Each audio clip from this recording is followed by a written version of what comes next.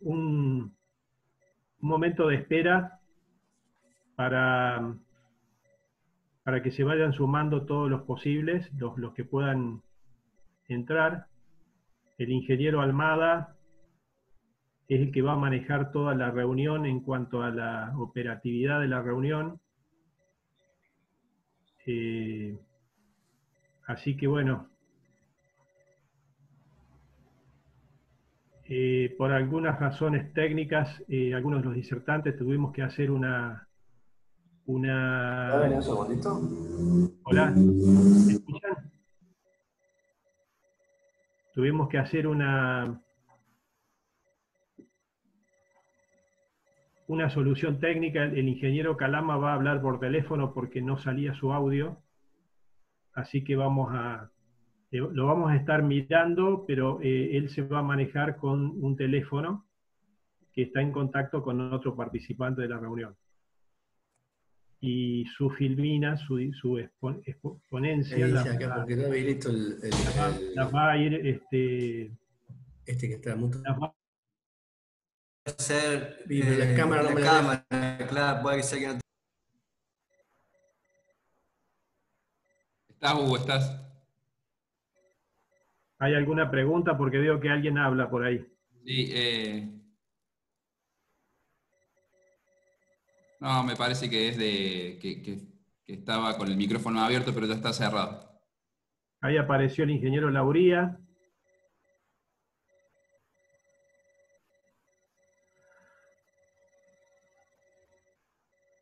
Mucha gente que no conozco.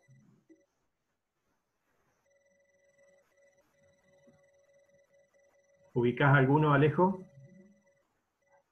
Y a casi todos, pero yo te diría, Hugo, que empecemos, son las 19:06, empecemos y yo voy sumando personas a la reunión a medida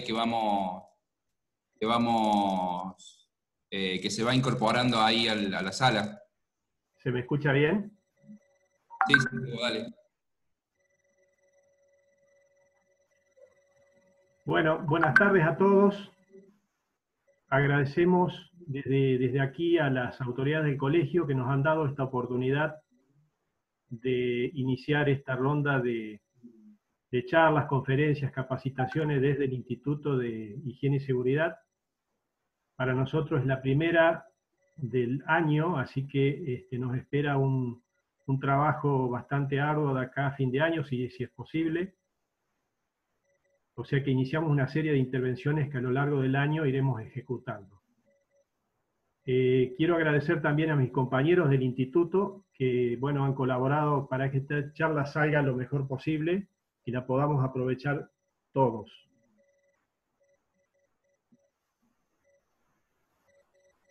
La situación presente de vivir una pandemia con efectos laborales, económicos y psicosociales tan importantes nos convoca para informarnos y a reflexionar acerca de los riesgos a los que estamos expuestos y sus consecuencias.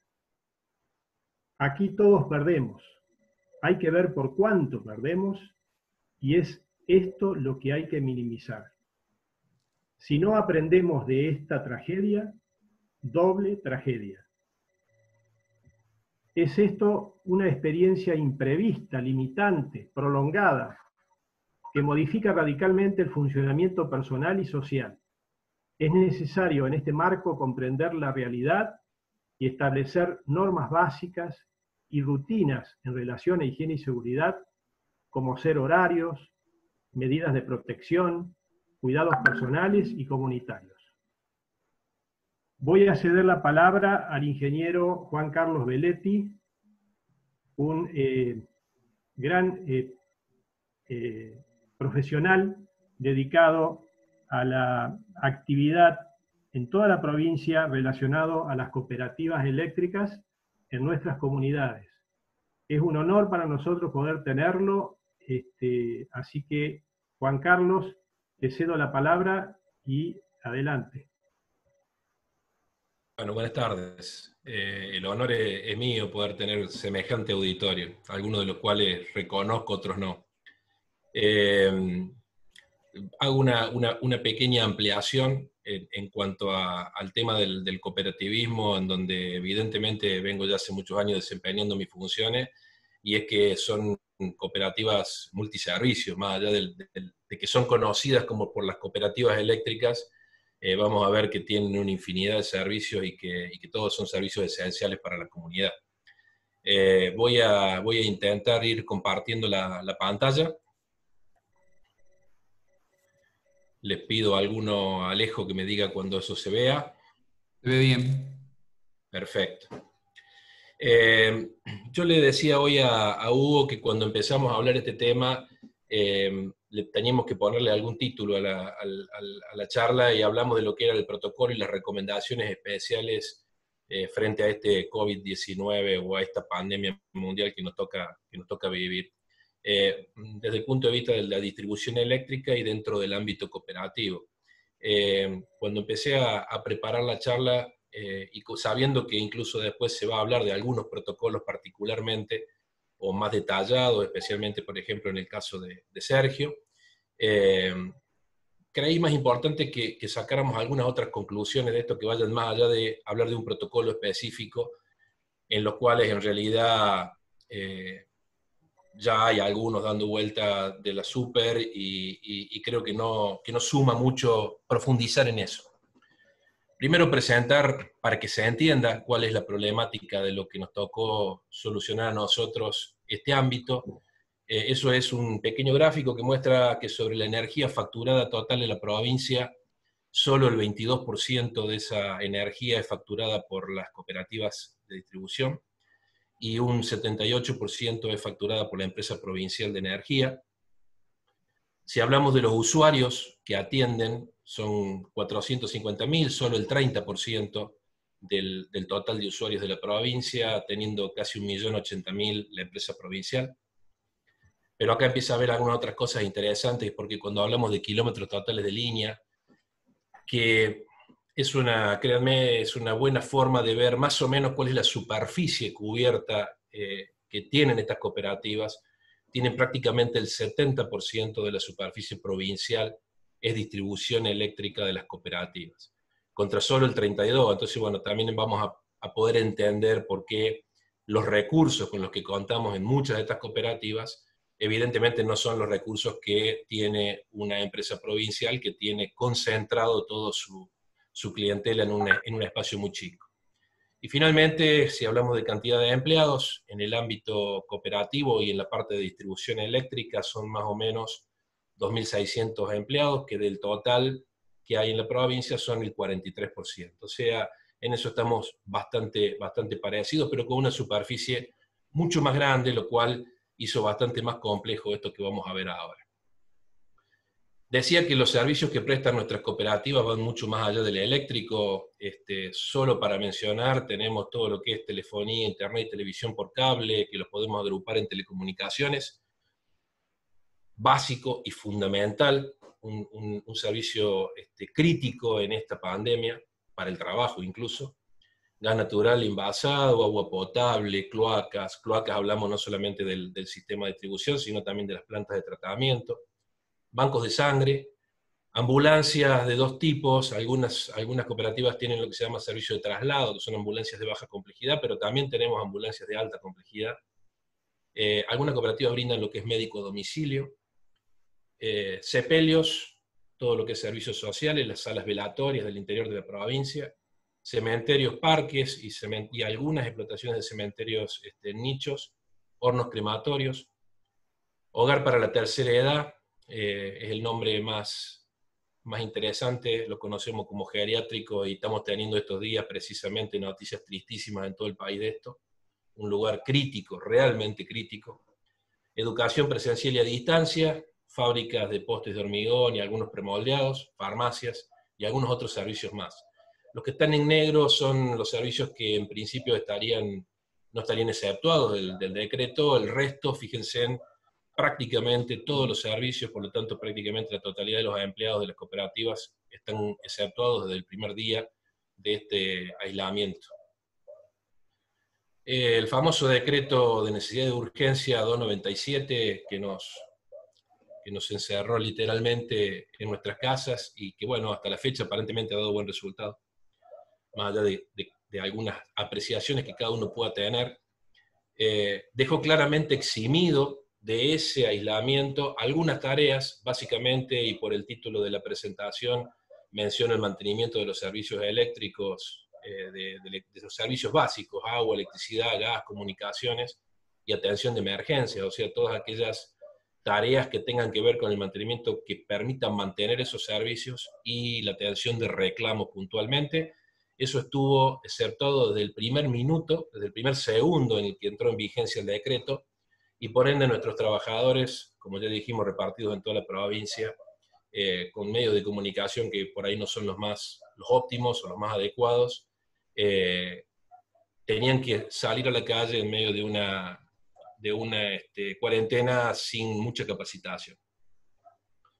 Por eso, si tuviéramos que resumir la situación que nuestro querido sector cooperativo tenía el 19 de marzo y al que tenían que enfrentarse de alguna manera los dirigentes federativos de 2 federaciones, todas las cooperativas están asociadas o resumidas en 2 federaciones, FESESCOR, que es a quien yo asesoro puntualmente, y FASE Córdoba, que es una especie de desmembramiento o de delegación de FASE Nacional.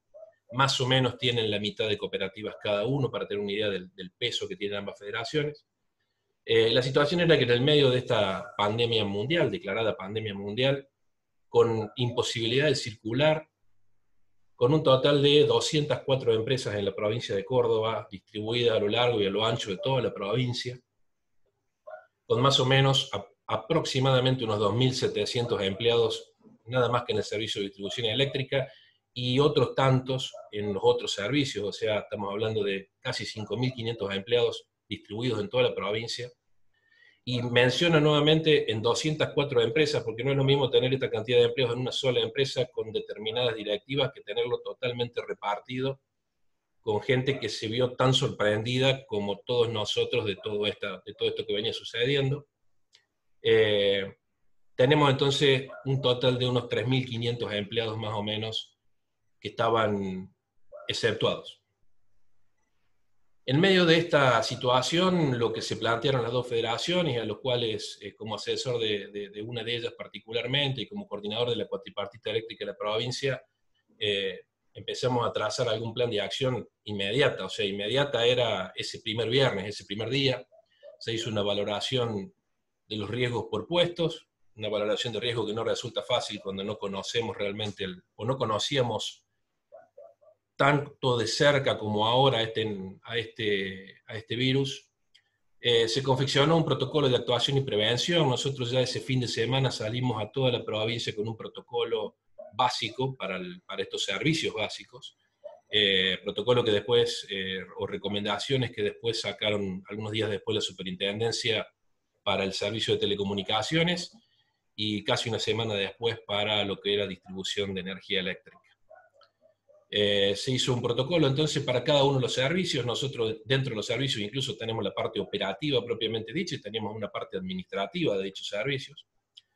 Se diseñó y elaboró también de urgencia un plan de capacitación a distancia, ya que los 2 protocolos que sacó la superintendencia, una de las condiciones que nos ponía para que este personal estuviera aceptado es que estuviera capacitado, pero por otro lado nos decía que el resto de los capacitadores no podíamos salir a capacitarlos, y mucho menos circular por la totalidad de la provincia.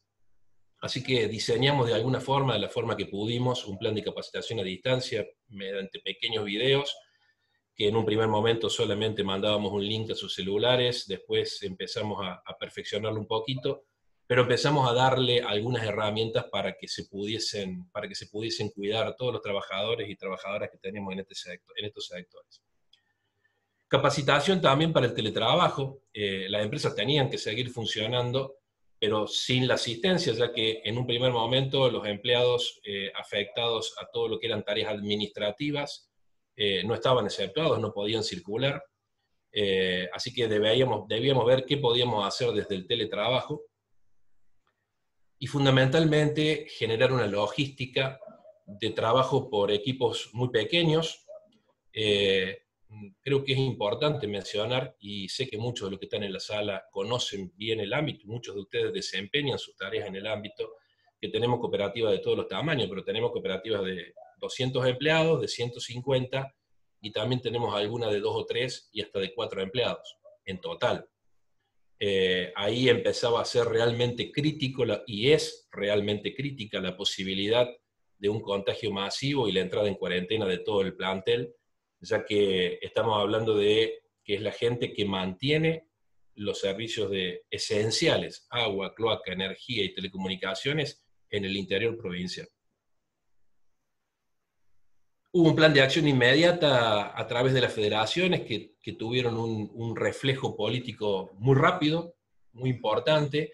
Lo primero fue intentar unificar las medidas preventivas para el sector. Cada uno en un primer momento hizo lo que pudo, y la idea desde el sector fue encolumnar con una línea de trabajo a la mayoría de las cooperativas.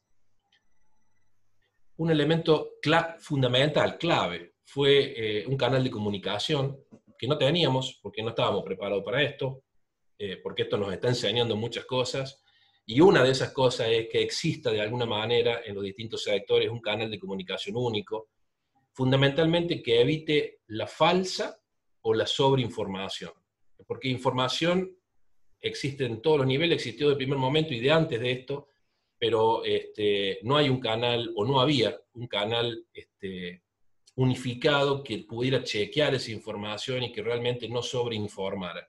La sobreinformación en esto es casi tan dañina o peor que la falta de información. Tuvimos que hacer un relevamiento de necesidades y existencia de los elementos de protección personal y colectivo. Es público y notorio y de público conocimiento que no hay o que no se consiguen elementos de protección respiratoria, pero en el interior tampoco conseguimos mamelucos descartables, teníamos problemas para conseguir guantes descartables, teníamos problemas para conseguir anteojos. Paralelamente, los proveedores de esos productos, aún los que tenían algo de stock, tampoco estaban habilitados para abrir en un primer momento, y mucho menos para distribuir esos productos. Así que tuvimos que hacer una pequeña base de datos de lo que contábamos en toda la provincia y poder de alguna manera colaborar inteligentemente distribuyendo lo que teníamos, que no era mucho y que era mucho lo que sí requeríamos. Adecuación de protocolos acorde al tamaño y estructura de cada cooperativa. Los protocolos que salieron tanto desde el Ministerio de Salud como los que de alguna manera emanaron de la Superintendencia de Riesgo, son excelentes protocolos que pueden fácilmente adecuarse a empresas de determinados tamaños. Cuando en un protocolo me piden que tenga zona sucia, zona limpia, zona de cambiado de ropa, zona para la limpieza de la ropa que se utiliza y que queda contaminada, en una cooperativa cuyas instalaciones son un salón de recepción de público, un baño y una oficinita chica, resulta prácticamente imposible. Así que había que de alguna manera empezar a tratar de adecuar a las diferentes condiciones y a los diferentes ámbitos esta situación y estos protocolos. Este punto no es menor, en un primer momento no lo tuvimos en cuenta, la contención emocional junto a los servicios de medicina laboral, donde tenemos servicios de medicina laboral. Todos sabemos que muchas de las empresas, gran parte de las empresas no cuenta con eso.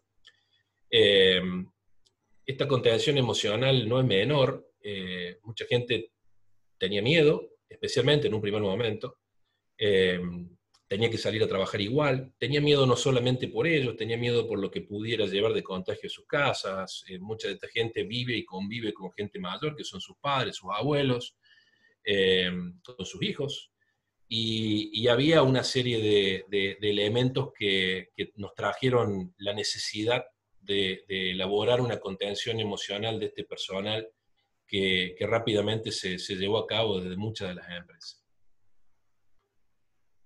El trabajo actual. ¿Por qué digo el trabajo actual? Porque eso fue lo que hicimos en un primer momento y fue para atender algunas necesidades de urgencia, para decirlo de alguna forma, pero actualmente tenemos que diseñar protocolos de trabajo que contemplen ya no la eventualidad de que tengo algunas personas en la calle, sino cómo vamos a avanzar, y creo que este es el desafío para todos, cómo vamos a avanzar en un escenario donde se va a ir liberando todo de a poco, todos sabemos que va a haber cada vez más circulación de este virus y por ende cada vez va a haber más contagios de este virus.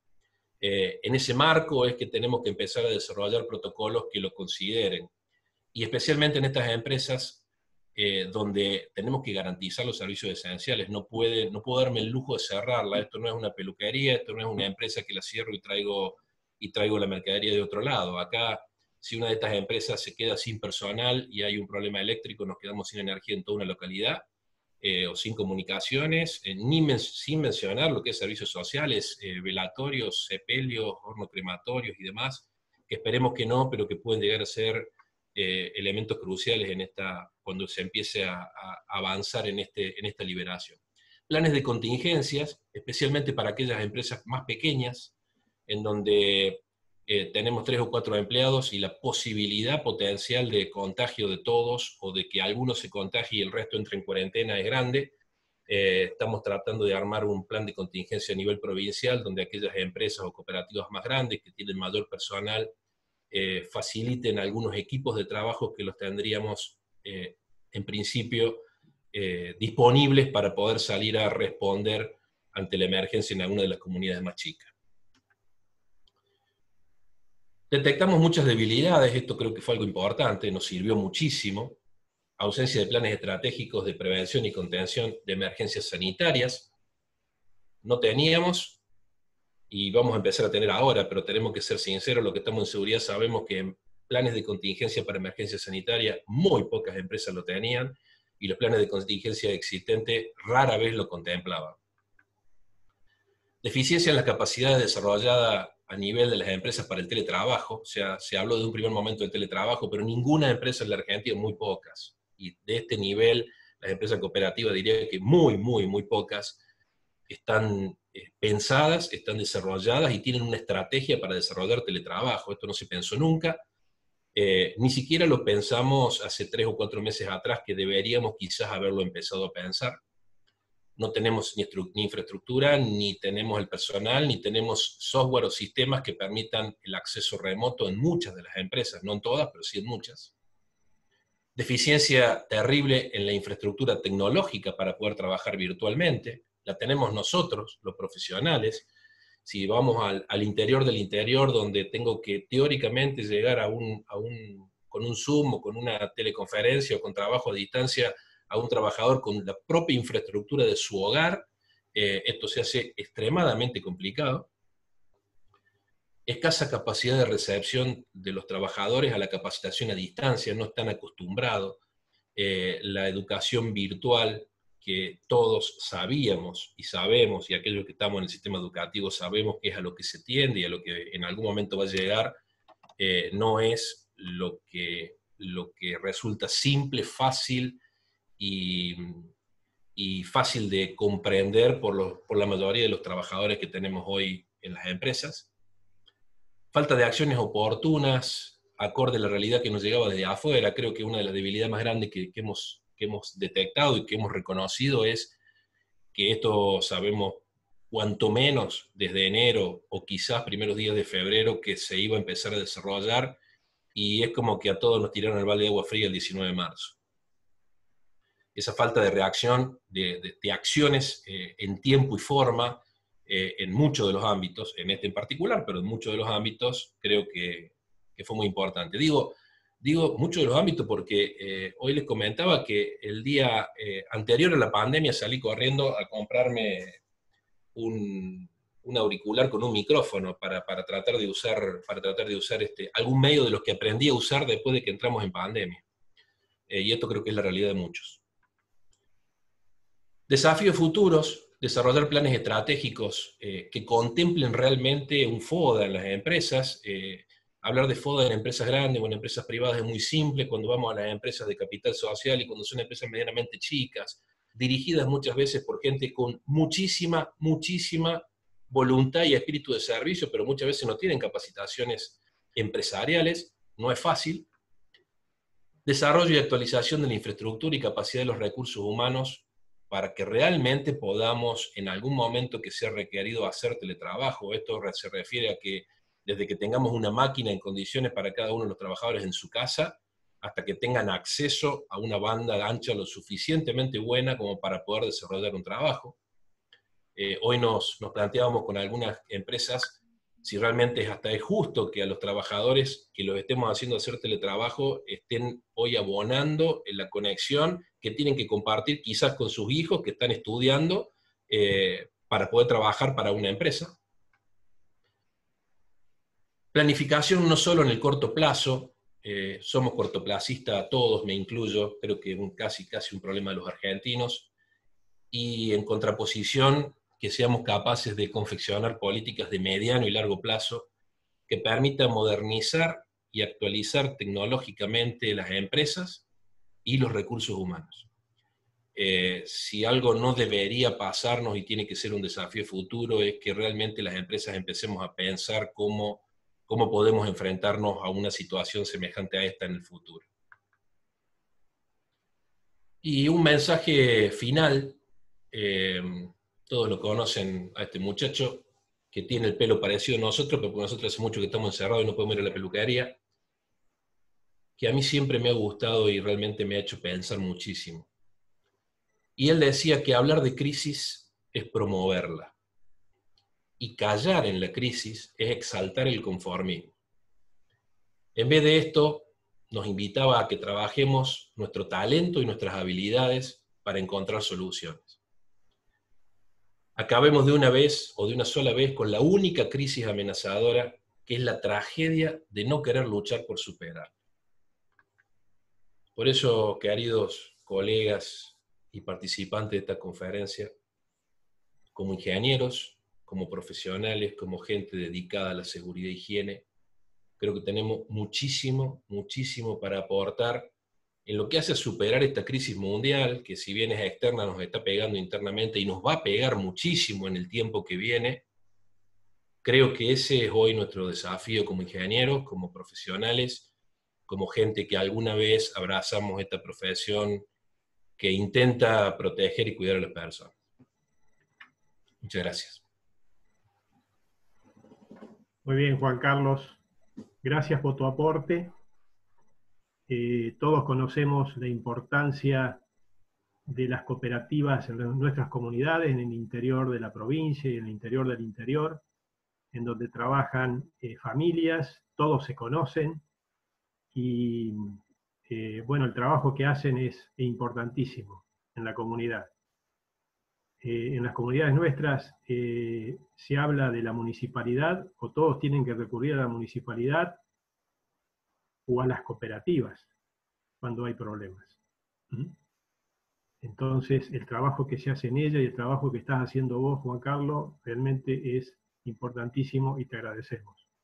Hugo, si me permitís, lo veo a Darío Esquef entre los participantes. Sé que trabaja también mucho en las cooperativas. Si querés, Darío, sumar alguna palabrita a lo que dijo Juan Carlos.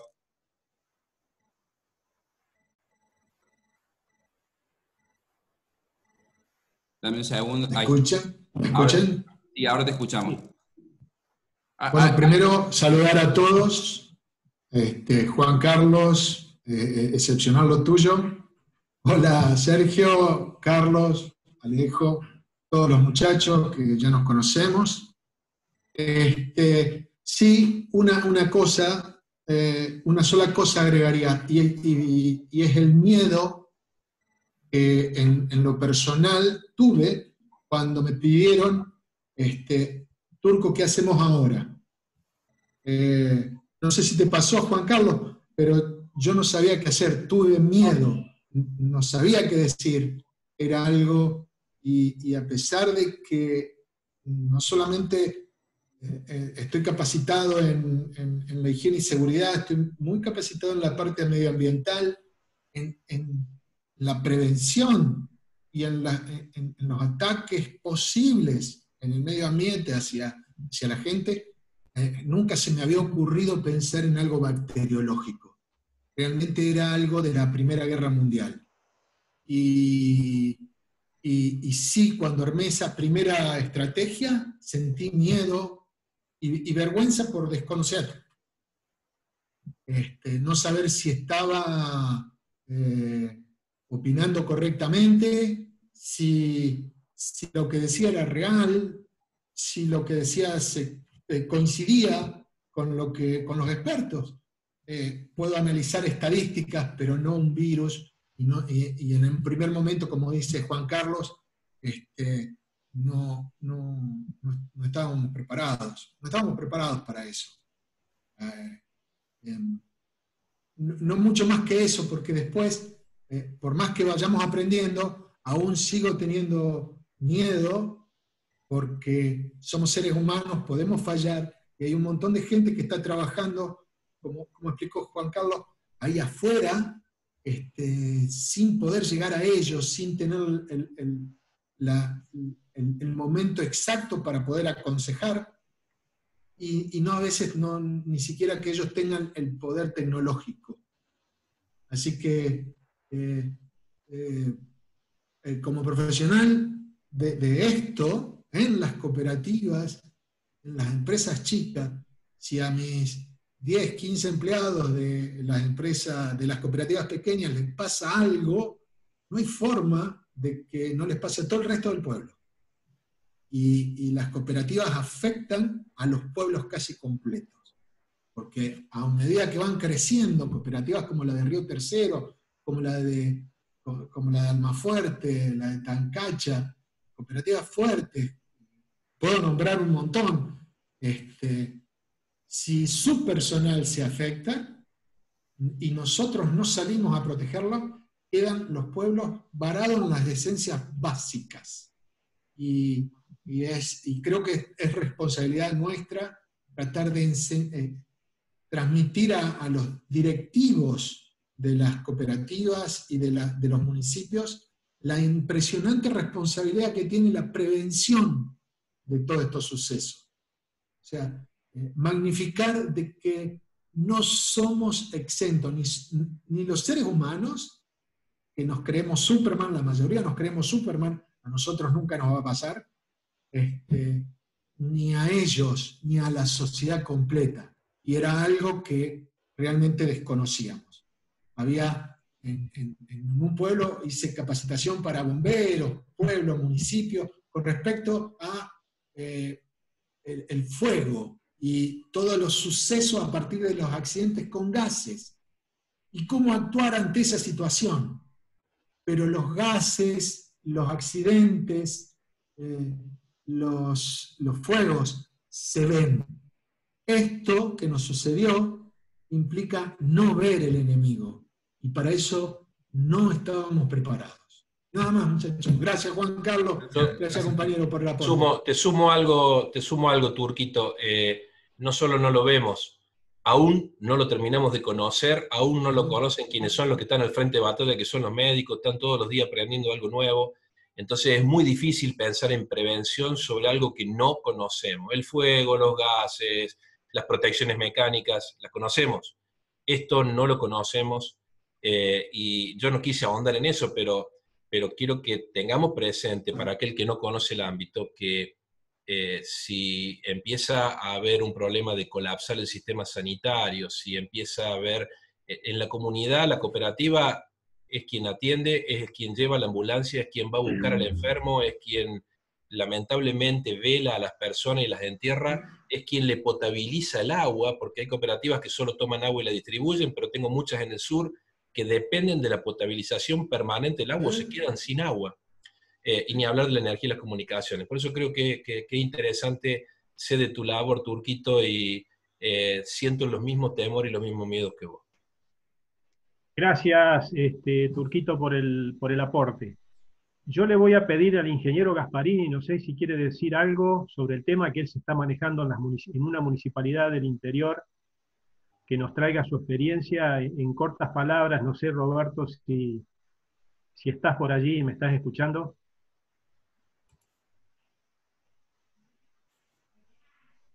Bueno, sigamos con la charla. Quiero decirles que hay 88 presentes en la sala, realmente un éxito. Las preguntas a los oradores se van a hacer al final. Así que bueno, ahora me toca presentar a otro grande, un peso pesado de la actividad nuestra.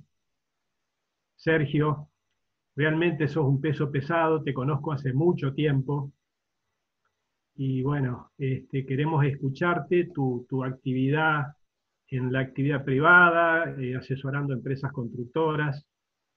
Queremos escuchar tu opinión, qué estás haciendo para salir de toda esta situación.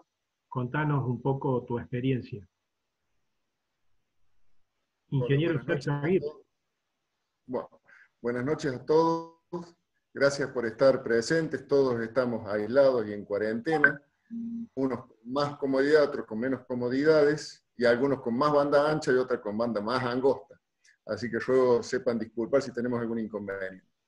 Les voy a compartir ahora una pantalla y vamos a ir viendo algunos detalles. Básicamente, Juan Carlos y Darío describieron la situación de aquellos trabajadores y aquellas organizaciones exceptuadas y que estuvieron en la primera línea de batalla con un enemigo desconocido, invisible, tal como lo describieron Juan Carlos y Darío. Y tuvieron que salir a improvisar sobre el conocimiento y salir adelante por la necesidad de la sociedad. Por el otro lado, muchos de nosotros quedamos en las actividades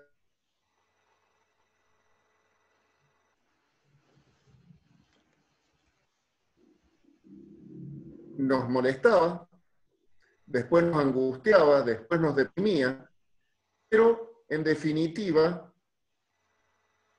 nos daba tiempo para pensar.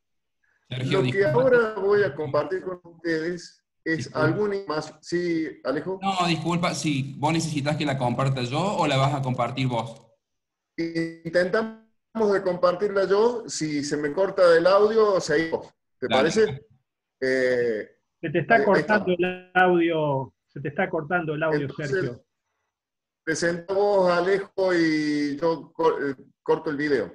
Mejor, mejor.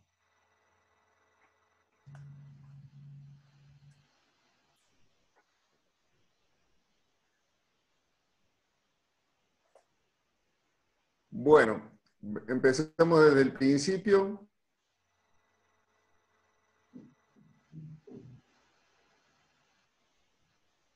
Bueno, el mismo título de esta parte que me toca hablar a mí es cómo hacemos a aquellos que hemos estado parados hace más de 30 días, preocupados y angustiados por un montón de cosas. Todos sabemos que la mejor medida desde el punto de vista sanitario ha sido el aislamiento social y esta cuarentena, que está teniendo, aparentemente, ha tenido buenos resultados, afortunadamente, porque si uno ve las estadísticas del mundo y los estudios especialistas, dicen que nuestro sistema sanitario no tiene ni la infraestructura adecuada, ni la cantidad de profesionales entrenados adecuada, ni los recursos económicos adecuados para enfrentar esta pandemia si las cosas se nos van de las manos. Gracias a la cuarentena, hemos encontrado que aparentemente la curva no tiene un pico tan fuerte y está permitiendo que los sistemas de salud pública y privada estén tomando el drama de salud de una manera ordenada y dentro de las capacidades. Pero también vemos, esto es público y notorio, todos lo vemos en los noticieros, que nuestros luchadores y soldados de primera trinchera no están teniendo los elementos de protección adecuados, nuestros médicos no están con todo lo que necesitan y están empezando a saltar los problemas de infraestructura que tenemos como sociedad. Frente a esto, los que estamos en la construcción queremos volver a trabajar. Y hay ansiedad, hace más o menos 15 días que venimos armando protocolos, preparándonos en algunas empresas para ver cómo arrancamos y de qué manera arrancamos. Pero antes, me gustaría compartir con ustedes información que la mayoría de nosotros conoce. Esta mañana decían que habría una flexibilización administrada para que en el corto plazo arranquen las obras privadas. Recuerden que hay ciertas obras de infraestructura básica que están exceptuadas y se puede trabajar en eso. Agua, energía, todo lo que relató Juan Carlos con respecto a las cooperativas, etc. Pero la obra privada en general está absolutamente paralizada. Eso nos angustia a todos, nos angustia personalmente, humanamente, y nos angustia económicamente. Y dice esta mañana que aparentemente las provincias que podrían salir de esta limitación de trabajar serían solamente aquellas que tienen bajo nivel de propagación del virus, bajo nivel de contagio. Mendoza, Salta, Neuquén, Entre Ríos, Misiones, San Juan y Santa Cruz. Ahora me llama la atención Neuquén, porque Bariloche es una ciudad que está con una grave problemática de la pandemia, pero en las grandes capitales y las provincias con contagios comunitarios sería diferida la autorización, como el Capital Federal, Buenos Aires, Santa Fe y Córdoba. Pasamos, por favor.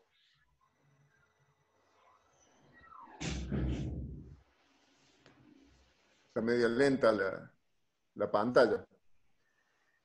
Ahora, es importante ser conscientes de que en estas condiciones, los datos al día de hoy a las 11:30 dicen que en Córdoba capital registraba 286 casos confirmados. Eso significa que tuvieron el test y les dio positivo, pero los epidemiólogos están estimando que por cada caso confirmado hay más casos asintomáticos que no han sido detectados y que pueden ser 30 por cada caso confirmado.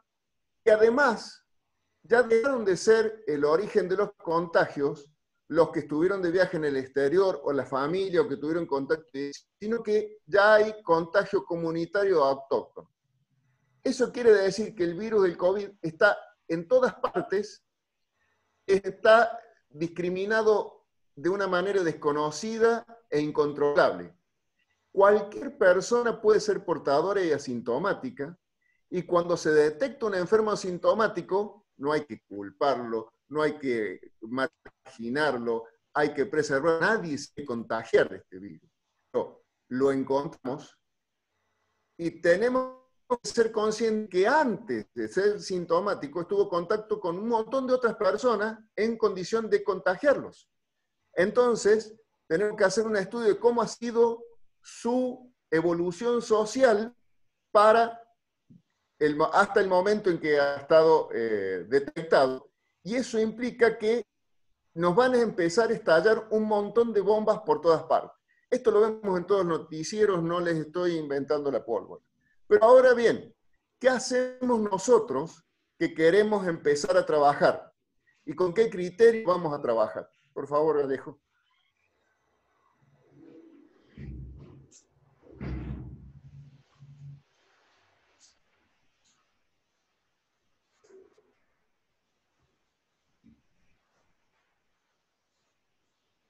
Hola. ¿Cuáles son las consignas fundamentales que tendríamos que tener en cuenta antes de tomar la decisión de empezar a trabajar? Primero, tenemos que proteger la salud de los trabajadores y sus familias, minimizando el riesgo de contagio del virus en la obra. Por lo menos que en la obra no se dé. Por lo menos que en el transporte hacia la obra y desde la obra a su casa tampoco se dé. Tenemos que posibilitar la continuidad de trabajo, de que existan ingresos económicos a la familia de nuestros trabajadores, que son gente digna, porque son la gente que opta por el trabajo como forma de vida y no está pudiendo trabajar. Y algunos, todos sabemos que hay empresas grandes, medianas y chicas, y mucho trabajo informal en la construcción. ¿Cuántos de nuestros trabajadores van a poder cobrar total o parcialmente el sueldo a fin de mes? ¿Y cuántos no tienen ningún ingreso si no salen a trabajar? Especialmente los que están en la informalidad. Además, dentro de la formalidad tenemos que hacer que las empresas, los contratistas, subcontratistas, tengan continuidad en la actividad económica para que no se nos caigan las empresas, porque si no el desempleo se va a venir. Todas estas dos últimas partes no pueden dejar de ver lo que significa la protección de la salud de la gente. Si nosotros los ponemos a trabajar y no cuidamos la salud, vamos a entrar a ser responsables. Y ahí es donde tenemos que ver y analizar la experiencia que contaban tanto Juan Carlos como Darío, de los que no tuvieron este tiempo para pensar. Pero ahora nosotros que estamos en cuarentena, tenemos ese tiempo para pensar. Y en ese tiempo para pensar, ¿qué tendríamos que hacer? ¿Y qué es lo que yo les recomiendo a las empresas que hagan? Por favor, Alejo.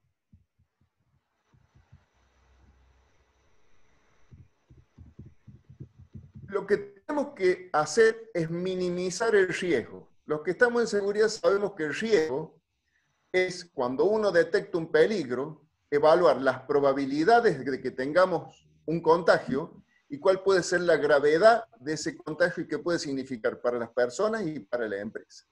Lo primero que tenemos que hacer es ver cómo mejoramos y damos realización con procedimientos de trabajo seguros y fundamentalmente, según lo que dicen los médicos, que se mantenga la distancia mayor a 2 metros en todos los puestos de trabajo y en todas las circunstancias.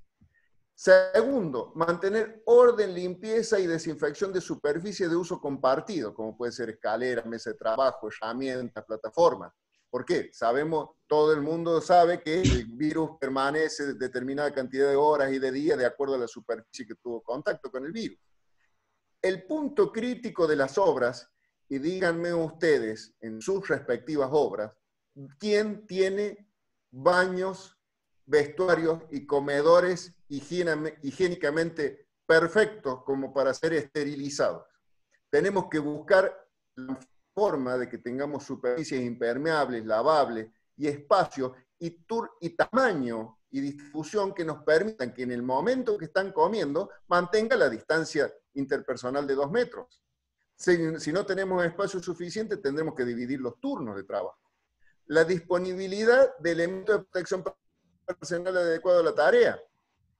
Recordemos siempre que el elemento de protección personal es la última barrera que me queda, pero el elemento de protección personal no me protege si no he cumplido todos los procedimientos de distanciamiento y de desinfección, en este caso. Y otra cosa que tenemos que prever es que tenemos que controlar permanentemente los supervisores y la gente de higiene y seguridad que todos los procedimientos se estén cumpliendo de acuerdo a los protocolos previstos y que los protocolos, tenemos los lineamientos generales que nos dan la normativa, pero tenemos que adecuar los protocolos a la realidad de nuestra obra, a la realidad de la obra que tiene 100 empleados, 50 empleados o que tiene 5 empleados. Cada uno tenemos que adecuar los protocolos para cumplir con estos preceptos. Por favor, Alejo.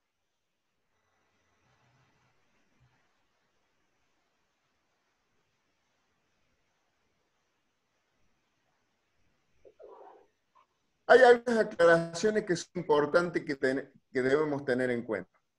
Bajo todo punto de vista, hay que evitar la propagación y el contagio, especialmente dentro de la obra. Para eso tenemos que ver la forma de reducir el riesgo de tener contagios internos. Ahora, si detectamos personal sintomático después de que ha compartido labores en la obra, tomado contacto con otra gente, y ya tenemos que ver cómo hacemos para tratarlo, pero esto ya no somos los ingenieros ni los higienistas lo que vamos a trabajar, sino que ahí tenemos que dar participación a los profesionales médicos. Y si tenemos personal sintomático, tenemos que llamar al 0800-122-1444 de la provincia de Córdoba para que se cumplan los protocolos de investigación, le vengan, le hagan el hisopado y se determine si tenía o no tenía COVID o tenía otra enfermedad.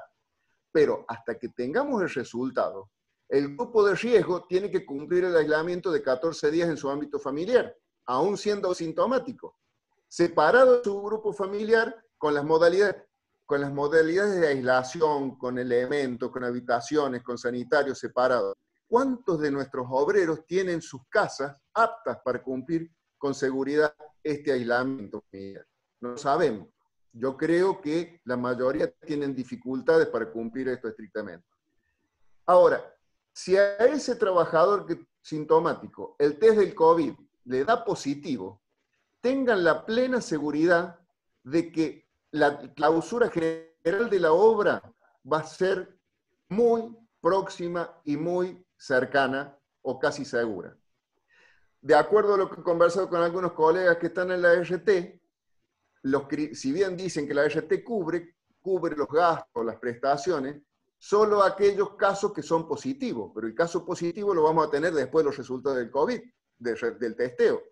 ¿Qué va a pasar en el medio? No lo sé. Además, nosotros, los que asesoramos a empresas, tenemos que garantizarnos que la empresa haya cumplido con todos los protocolos de prevención, desinfección, pero básicamente con organización, porque si no, vamos a dejar a los empleadores profesionales a cargo de la obra expuestos a vaya a saber qué tipo de demandas civiles, penales, no lo sabemos, porque esta parte no la conocemos cómo se va a actuar frente a la pandemia.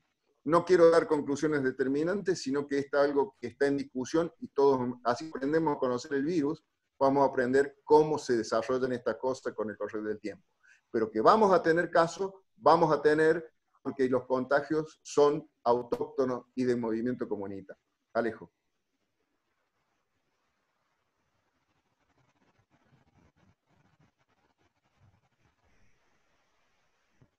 Ahora, les recomiendo a las empresas que aprovechemos este tiempo de cuarentena para, volver un poquito, Alejo, este tiempo de cuarentena para que evaluemos los planes de obra y los planes de trabajo para que la gente que vayamos a asignar a la obra le tengamos previamente encuestada con una declaración jurada que no necesariamente la tiene que ser presencial, la podemos hacer por teléfono, por WhatsApp, que me respondan a un cuestionario de si son personal con riesgo o no. Y asegurarme, adelante por favor Alejo, asegurarme que el personal que va a ingresar tiene la mínima posibilidad de tener el virus.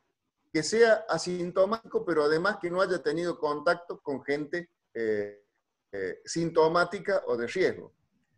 Ese relevamiento lo tenemos que hacer, evaluar, listar para organizarnos. Y si tenemos empresas subcontratistas, ese listado subcontratista y ese personal que vamos a incorporar a la obra, pedir las autorizaciones para que en el momento que el gobierno decida autorizar las actividades, tengamos ese listado de personas que podemos ingresar sin riesgo a la obra. Adelante, por favor.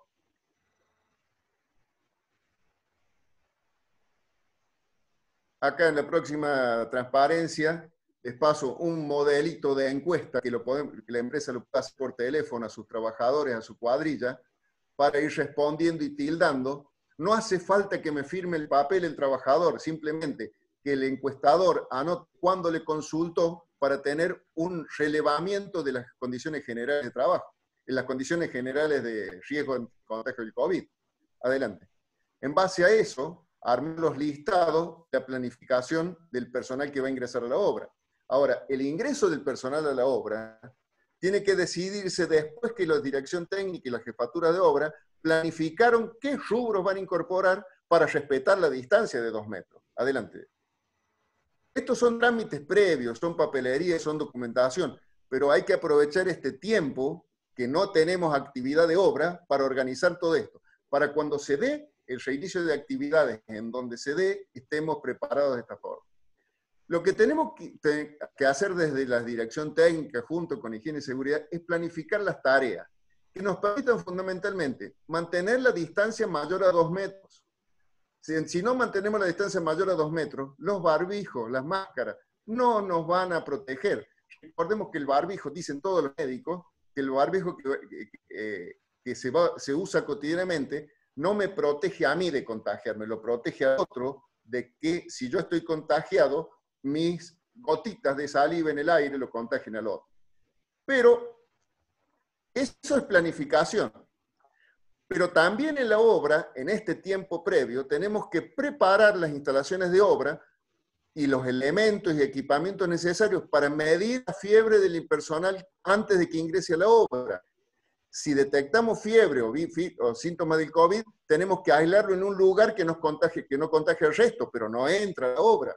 A su vez, tenemos que tener en la obra lavamanos distribuidos de manera tal que la gente pueda lavarse las manos. Recuerden que todos los epidemiólogos dicen distancia y lavado de manos. En la obra, el uso de alcohol en gel y agua con lavandina no es lo más práctico ni lo factible. ¿Por qué? Porque nuestra gente no trabaja en el control limpia permanentemente, tiene manos con arena, con cal, con mezcla, con grasas, que la mejor manera de sacarlo es con agua y jabón, que ganamos el 95% ganamos el 95% de la batalla con la lucha contra el virus, según dicen los médicos, porque este tema no es de ingenieros, es tema de médicos, y los ingenieros estamos para hacer posible que todas las medidas de prevención se cumplan.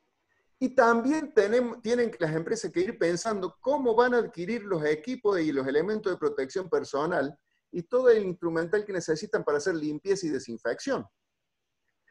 Tomarse el tiempo ahora, antes de que empiecen a trabajar. No empezar a pensar en esto después que la gente ya está trabajando. Alejo. Da otro mano, Alejo, con tecla. Ahora, hay cierto equipamiento indispensable que hay que tener en la obra. ¿Cuándo hemos tenido esto en la obra? Pero lo tenemos que tener. Tenemos que tener un control de fiebre a distancia, sin contacto con la piel, que es el caso del primer aparatito a láser, el primer termómetro láser, que se nos da una primera aproximación.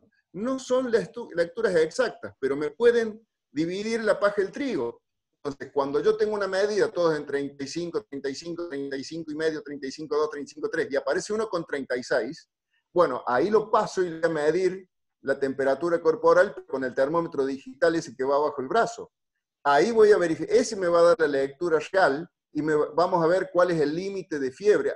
Toda la normativa y todas las recomendaciones están hablando de 37,5. No me interesa entrar a discutir si es fiebre o febrita. 37,5 es el límite que me dice, cuidado, llegamos a eso, tenemos que estar haciendo el seguimiento. Después hay otros termómetros que son de contacto, pero todo lo que sea de contacto necesita desinfección. También tenemos que tener disponible en obra pulverizadores de soluciones sanitizantes. Puede ser un pulverizador manual tipo bombita mochila, y tenemos que tener lavamanos distribuidas en toda la obra. Adelante, Alejo.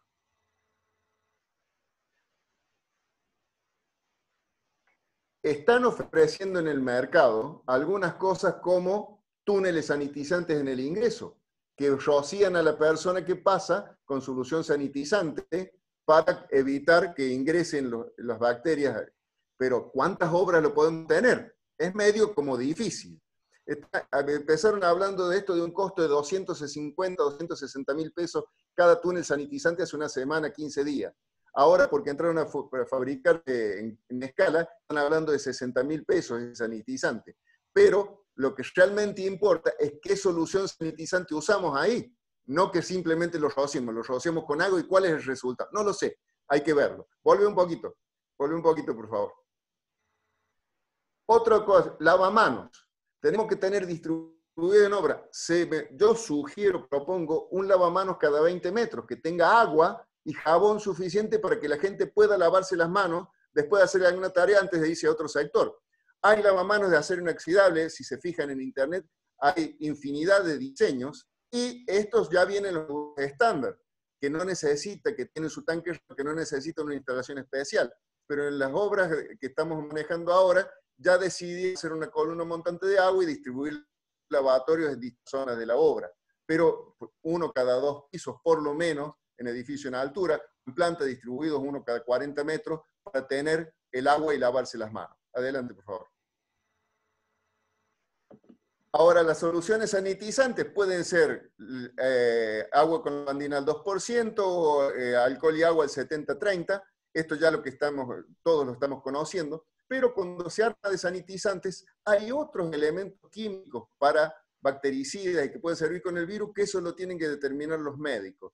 Y es muy importante que empecemos a tener coordinación los ingenieros en seguridad con los médicos laborales, porque esto es básicamente un problema médico, es un problema biológico, que nosotros somos ingenieros, no somos especialistas en salud personal, no vamos a poder diagnosticar, tenemos que participar y trabajar conjuntamente con los médicos. Y todo protocolo que intentemos desarrollar tienen que tener el visto bueno y la participación de los médicos laborales de las empresas. ¿Cuántas empresas tienen médicos laborales? Es otro tema.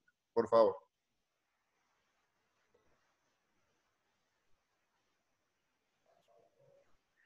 Los elementos de protección personal, básicamente, tenemos desde los barbijos quirúrgicos, los tapabocas, las ofertas de eso que de 50, 60 pesos, que antes valían menos de 10 pesos, pero con la COVID siempre hay alguien que hace negocio entre las pestes y todo este tipo de cosas que todos conocemos. Máscaras de protección, tenemos la máscara tradicional, que tiene montaje sobre casco, que tiene su costo. Han aparecido también máscaras de fabricación casera, que yo no la descarto, pero tampoco me garantiza mucho. Pero la podemos llegar a usar en la obra con el barbijo casero. Ahora, el barbijo casero, el trabajador tiene que tener por lo menos 3 o 4 por día para ir cambiándosela cada 2 o 3 horas, ir a su casa, lavarlo y volverlo a traer mañana. Hay que ver cómo se implementan. No todas las obras ni todas las organizaciones de obra tienen la misma respuesta ante esto. Recuerden que los barbijos N95, los quirúrgicos, los especiales que protegen a la persona, hay que reservarlos para nuestros médicos. No hay stock suficiente para nuestros médicos. Nosotros podemos llegar a usar esto. El uso continuo y permanente del barbijo, porque la distancia de 2 metros no va a ser siempre cumplida. Eso, yo usando el barbijo te protejo a vos, y vos que lo estás usando me estás protegiendo a mí. Ese es el concepto del barbijo. Pasemos por favor, Alejo. Esto que estamos describiendo es para el trabajador normal, en cualquier puesto de trabajo. Ahora, el trabajador que va a desinfectar los baños y que va a estar expuesto a todos los virus y bacterias, tiene que tener botas impermeables, guantes impermeables y resistentes que pueda desinfectar y volver a usar, guantes descartables de tipo quirúrgico, que tiene que tener la capacitación para usarlos, para lavarlos, cuando los debe descartar. Tiene que tener protección respiratoria. Y yo acá me atrevo a decir, usar mascarillas que tengan filtros N95 renovables.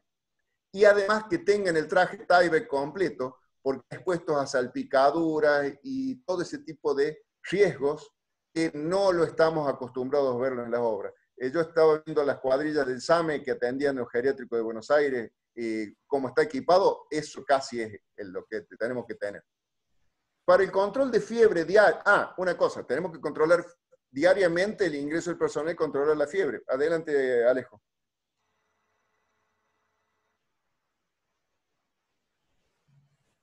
Diariamente, antes de ingresar a trabajar, tenemos que tomar la fiebre. Si me da 37,5, después que tengo una primera lectura con el infrarrojo, y después confirmo con el manual, el que debajo del brazo, que tiene 37,5, no sabemos qué enfermedad tiene. Puede tener cualquier enfermedad y no ser COVID, pero si tiene 37,5 no puede ingresar a la obra. Tiene que ir a un médico y que el médico lo diagnostique a través de la obra social como corresponde. Ahora, si además presento los síntomas compatibles, como la tos, dificultad para respirar, los dolores musculares intensos, ahí inmediatamente llamamos al 0800, el 122, 1444 y se sigue el protocolo. Esa persona tiene que estar separada y aislada en un lugar que preparamos previamente antes de comenzar la actividad de obra, esperando que lo atienda el servicio médico público, que va a saber cómo actuar. Ahora, la persona no tiene que ingresar a la obra y minimizar el contacto con el resto del personal, pero si una semana que estamos trabajando y esa persona es sintomática y estuvo trabajando con otras 5, ¿qué hacemos con las otras 5? ¿Las dejamos seguir trabajando o entramos en la cuarentena de 14 días? Son decisiones que hay que tomar con criterio, pero pensando en la salud de la gente. Ahora, todo el personal debe estar capacitado sobre el protocolo COVID de su propia obra. Y es importante que sea consciente que debe cuidarse, no solamente en el ámbito laboral, sino que debe llevar sus hábitos y buenas costumbres a su casa, porque en definitiva nosotros tenemos que cuidar también a la familia del trabajador. Alejo.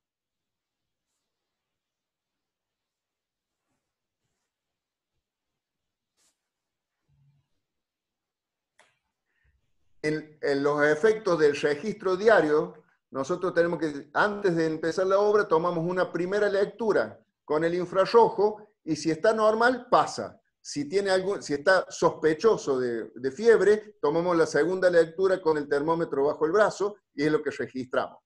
El registro de esto lo dejamos escrito, no hay que hacerle firmar nada al personal para minimizar manipulación de lapiceras y papeles. Lo certifica la persona que está encargada de esto. Sí. Otra discusión. ¿Quién se encarga de tomar la fiebre? un médico laboral, un enfermero, el capataz, el guardia de la entrada, el técnico en seguridad, y no es lo mismo una empresa que tiene 180 empleados en una obra a una que tiene 5 o 10 trabajadores en una casa de familia. Esto es obvio que tiene que adecuarse con el criterio preventivo, pero a la realidad que sea factible la medida. Por favor, Alejo.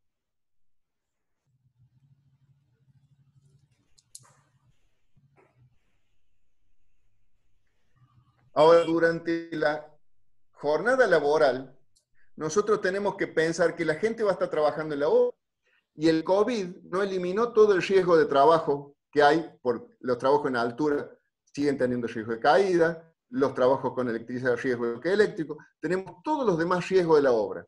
Es importante que nos metamos en la cabeza de que tengamos siempre la charla de 5 minutos, el ATS, el análisis de trabajo seguro, y el permiso de trabajo, de los riesgos propios de la obra, incluyendo el riesgo de COVID, con la premisa constante de que todos los elementos que se manipulan estar contaminados. Y si alguien antes lo tenía que desinfectar, no tengo que confiar en que el otro lo hizo bien. Yo me tengo que asegurar de que la herramienta o el elemento que voy a tomar esté contaminado y esté desinfectado. Y considerar que uno mismo puede ser portador y tengo que proteger al resto de mis compañeros de trabajo. Y hay que hacer un control de todas las consignas y los protocolos permanentemente a cargo de los supervisores y la gente de seguridad. Y a tener en cuenta que para minimizar el riesgo tenemos que evitar hacer firmar papeles, compartir, simplemente hay que tener registros digitales de las personas que estaban presentes en una capacitación, en una TS, y que lo firme el responsable puede ser una buena medida. Por favor, Alejo.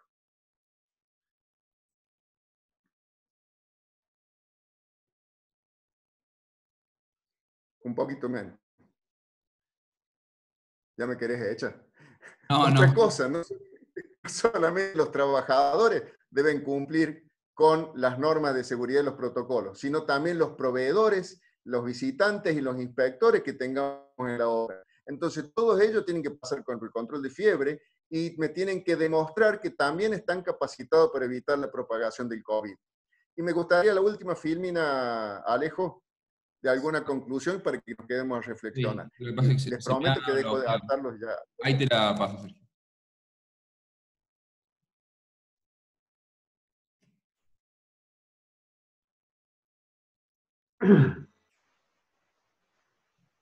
Me ha bloqueado el mouse. Te pido un segundito y... Disculpe los asistentes si soy muy cargoso o pesado. No, no. Es que se me ha bloqueado el mouse, ahí se me destrabó. Lo que decía Juan Carlos, la tecnología la tenemos que actualizar todo.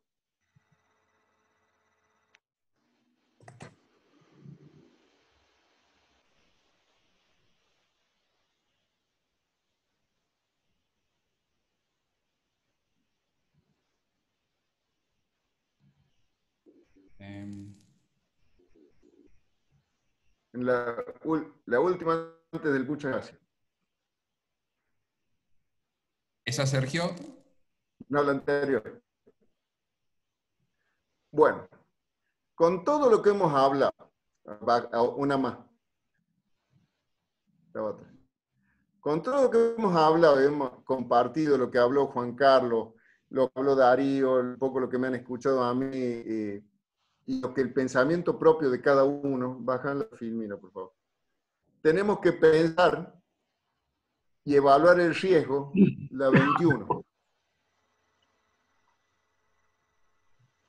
Tenemos que evaluar a conciencia la oportunidad, los costos que significa cumplir con todos los protocolos y los riesgos de reinicio de actividades a partir de las autorizaciones. Tenemos que implementar y registrar las medidas preventivas colectivas y personales porque nos ayudan a cuidarnos y a cuidar el contagio, pero también nos protegen y nos resguardan legalmente de que hicimos prevención. Y tomar conciencia de que los cambios de hábitos y procedimientos que se van a implementar y que se están promoviendo, se van a tener que usar muchos meses, como mínimo, hasta que la vacuna esté disponible, primero que sea descubierta y que esté disponible a nuestra sociedad. A nosotros estamos muy lejos del mundo central, no nos va a llegar al principio, pero hasta que no tengamos la vacuna, todas estas consignas vamos a tener que seguir manteniéndolas en toda nuestra vida habitual, en el trabajo, en nuestra casa, en nuestros movimientos, en toda nuestra actividad. Bueno, muchas gracias, disculpen que me extendí un poquito.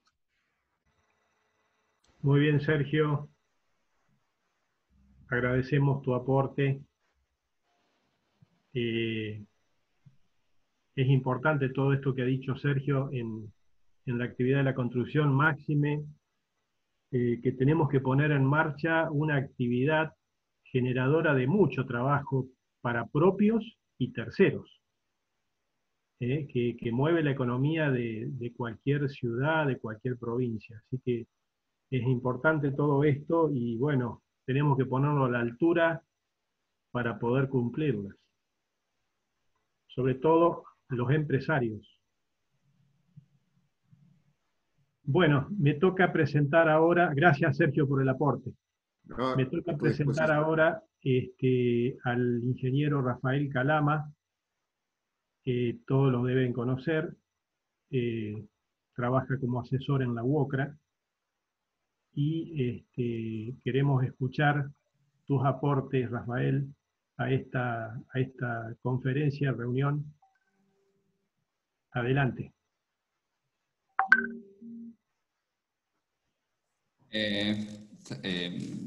Hugo, dame un segundito que estoy tratando, se me ha bloqueado el Zoom. Estoy tratando de darle micrófono a Alejandro y Bueno. no me está permitiendo. Dame un ratitín.